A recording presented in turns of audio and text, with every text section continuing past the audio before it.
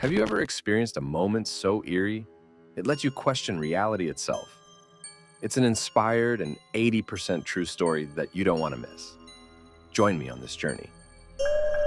I was heading to my friend's house at 2 a.m. You might wonder why so early.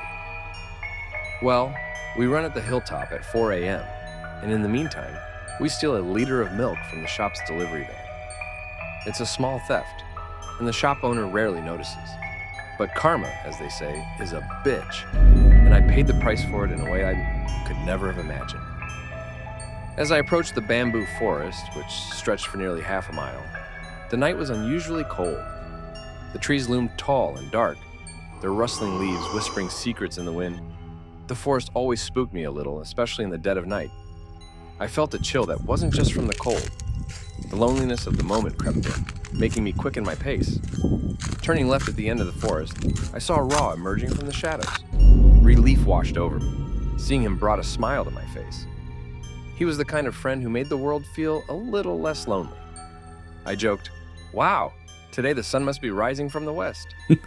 He smiled but said nothing. We walked in silence towards the main road, the bond between us stronger than words. Noticing he wasn't wearing gloves, I offered him mine. "Here, take these. You know you catch a cold quickly," I said, feeling a sense of warmth from the simple act of kindness. I knew he couldn't afford more than one pair, and the one he had was probably being washed by his mother. He shook his head. "No, I don't feel cold." I laughed and tossed the gloves at him. "Keep it, sucker." As we reached the edge of the bamboo forest, Ross suddenly said, "Thank you. You're my first friend." His words hit me unexpectedly, filling me with a bittersweet happiness. I realized how much our friendship meant to him, and it made me proud to be his friend. I turned around, but he had vanished. Confused, I called out his name, but there was no response, just the distant barking of a dog. Panic started to creep in. I grabbed my phone and called Raw. He answered on the last ring. "Where are you?" I demanded, my voice shaky with fear. "At home, in bed," he replied, his voice groggy. "But you were just here!" I yelled, desperation creeping in. "How could I be there? It's 2 a.m. I checked my phone. It was exactly 2 hours, 0 minutes, and 50 seconds. My heart raced as I sprinted to his house, phone in hand, begging him not to hang up. When I arrived, he was indeed at home, clueless about what had just happened. We spent the rest of the night talking, trying to make sense of it all. I felt a mix of relief and confusion, glad he was safe, but unable to shake off the eerie encounter. At 9 a.m., after having coffee, I headed home.